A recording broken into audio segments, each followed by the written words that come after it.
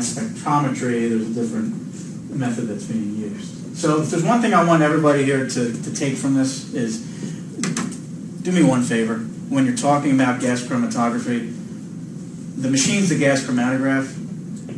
What you look at, the printout, okay, which shows the actual analysis, that's called a gas chromatogram. Don't confuse the two, because if you go to court and you start asking the chemist about the gas chromatograph that she looked at or he looked at, the chemist's going to know you don't know what you're talking about if you don't have this simple terminology done. So if you look for gas chromatography errors, there's something called fronting, and I'll show you this, elevated baseline drift coevolution. Here's essentially, so these peaks come out, and on the chromatogram they show up like this. A good peak, there's good separation between the peaks, they're tall and skinny, all right, and that's what they look like. You can tell the difference between each compound. If there's a problem with the gas chromatogram, there's going to be a tail at the end of it, or there may be a front to it. There could be split peaks. That means there's not adequate separation. You can't tell if this is actually ethanol, or you may be able to tell that part of it's ethanol, but you don't know how much of it, so you can't quantify it, because whatever this peak is, if it's not ethanol, it's mixing, this area is all mixing together, and the machine's going to give you one result with all this area. It's no good. Shouldering, kind of the same thing as that. And broad peaks, it's not tall and skinny anymore, and the broader peaks mean that there's a problem with the maintenance for the machine. The column may be getting tired and needs to be snipped, because at the ends of it, again, it's getting contaminated with these all these tests going through. There could be a problem with the pressure, with the temperature. All of this could be a problem, and that's why you see bad peaks, especially broad peaks. Let's say if it's temperature is having issues. Again, GC needs constants, not variable. Everything has to be constant all the time. All right. I'm going to quickly go through this: presence of drugs in urine and blood, gas chromatography, mass spectrometry. So it's called the gold standard in forensic testing. You really shouldn't, if you're a defense attorney, shouldn't acknowledge that it's the gold standard, because there can be problems. Just because it's being used doesn't mean that it's absolutely reliable. So it allows for qualitative, meaning finding out what the compound is, and quantitative analysis. If blood and urine testing is being done, then it's going to create dirt. They're dirty substances, and that means it has to be cleaned often. And you want to look into it. How often are these machines being cleaned? If they're not cleaned, again, it could be a carry-over contamination. So here's the mass spectrometer. All right, it's a little different than the flame ionization detector. And the way it goes is the sample is injected. It still goes through the gas chromatograph. So gas chromatography is still used. The separation still occurs there. It goes through the gas chromatograph. It just goes through a different detector. And what this detector does is it blasts it apart. It takes this compound and smashes it into pieces. So you have separation, and here's cocaine. Separation, and then you got the mass spectrum. So what these numbers mean are different molecules to create a certain compound. So every compound has different ions in it, essentially, different molecules that are used to identify the compound. It has to have, let's say for cocaine, there has to be some ions at 185 and 105 and 85 and 65. And that's how you identify this. All right, you blast it apart, and then you take the pieces and you look at the pieces and you try to figure out, what is this? So as I said, the spectrometer blasts it apart, and then what you use is a library of spectrum. Essentially, these are supposed to be NIST traceable as well. It's essentially like a chart. So it's a diagram you look at to compare the two, and they look similar. And the library is used to reassemble. So picture it this way. You take a bike, right? And I attach a bomb to the bike. I blow up that bike. And then you bring in another person and you say, tell me what this is. All right, you see all these parts here. Can you tell me what it is? And you see two wheels. You see a seat. You see a bit of a frame. You see some spokes. And your educated guess is it's probably a bike. And that's the process that's being used here. They use the library to compare the two and come up with the idea that, yeah, this is probably cocaine. But it's not definite. It's still up to the interpretation of the chemist to look at the spectra, or the spectrum, and compare it to what your unknown is and say, and come up with an idea, all right, there are enough ions here, there are enough parts to make this look like cocaine. Jersey. So for DWIs, as a defense attorney, it's fantastic. If I could just run through this, I'll answer your question then if you don't mind. It's fantastic because what they don't quantitate. And why is that a problem? Well, they're doing the gas chromatography, right? So they're able to tell there's cocaine in the person's system or marijuana, but they don't quantitate. They don't bother setting up the machine to detect how much of the cocaine, how much of the marijuana is in the system. And that could be a problem. So there's something called limit of detection versus limit of quantitation. Limit of detection is easier for a laboratory. Essentially, all they got to do is say, all right, that looks like marijuana.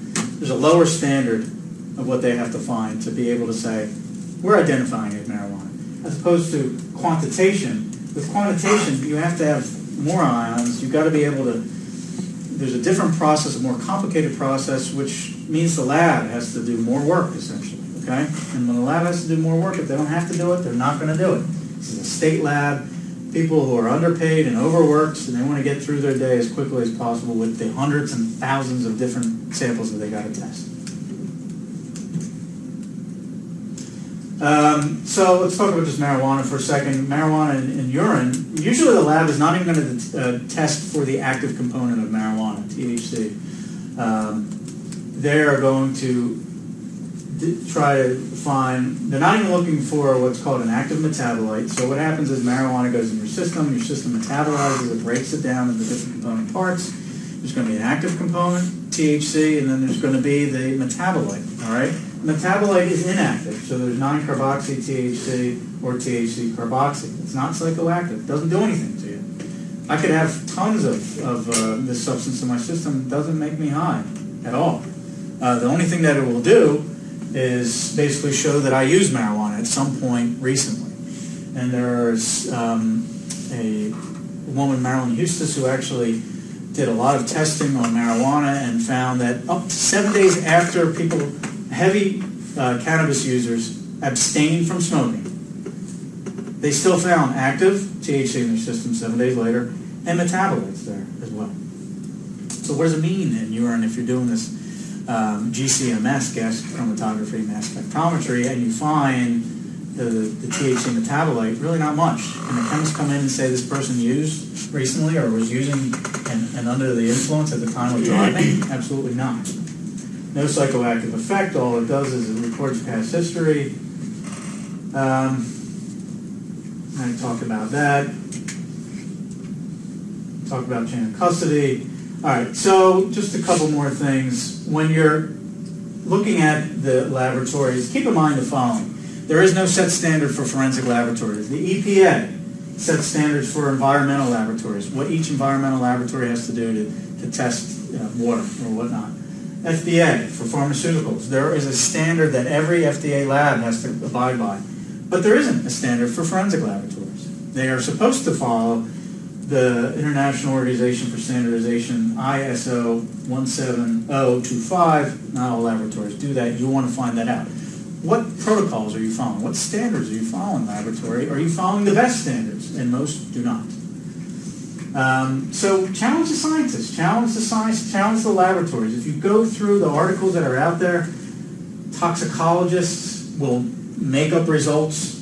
Not everyone. There are good scientists out there, honest scientists, but some that aren't. There are laboratories that have been found throughout the United States, the FBI labs, state labs, city labs, county labs, of essentially misconduct, bad testing, and lying. And then you want to know a little bit about the technician, the criminal history checks. Do a criminal history check to see if the person does have a record. Okay. Try to get look at the CV. You want to look at their training. You want to look at school degrees and try to see if you can determine if that person actually did graduate with a science degree from whatever university. Sometimes they don't. And then finally, chemists are not, sometimes it's just a technician. The person who's testing the blood, that's all they're doing. They're just testing. They're putting the blood into the machine. They're testing it, and they get a result. They're not qualified to give you any opinion about whether the driver was actually impaired at the time. That's not their job, nor they may neither be trained to do so. That's really a pharmacologist who's going to be able to do that with drugs, toxicologist with alcohol. If it's just a simple chemist who's running the machine, they're not qualified to do that. Make sure they don't render their opinion. And at this point, I'm going to hand it over to Chris for his part of the presentation. I had a question. When you ask for the chromatogram, do you actually, in Discovery, do you actually get a printout of all of their peaks and stuff like that, or do you just get the results and then from there you can ask? No, you get the chromatogram, so you get all the peaks. There's case law that says you're entitled to at least the chromatograms, but you're going to ask for a whole bunch. You're going to ask for all the chromatograms for the calibration, for the internal standard that's used. I didn't get a chance to talk about that. You're going to ask for the unknown, the defendant's sample. You're going to get that. You want the verifier, the control test. You want the chromatograms for everything to show that they did it. Because then you can just kind of look at it and eyeball right away whether there was any type of issue with the calibration or anything from the way that everything was showing up on whether it was the thin, high peaks and valleys, or if there was a drag on the one end or the other. You got it. Okay. So at least you understood what I was saying. Okay, any other questions? Any other questions? I think what I'm going to do is the bit I have